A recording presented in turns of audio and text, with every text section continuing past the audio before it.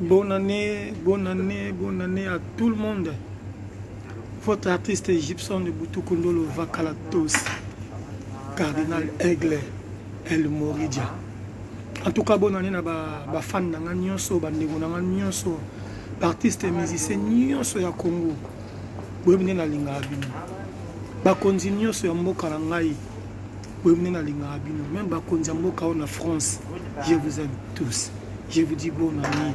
2022, échanger mes thèmes na biso, ba comportement na biso, ba makam na biso, nzambe alingisa mabe na biso. Kosenga mutu pardon kaka te pona esengo ko ba pardon, mais pardon utana motema. To kabona ne na beti ya mboka na ngai, ya mboka en France. Kwa ibi keta mususu nga na pa nga, na lobaki mabe, na salaki mabe, je vous demande pardon. En tout cas bonne année malamu bien fini de. Bozelanga na on sa bino ka plaisir. Je vous love.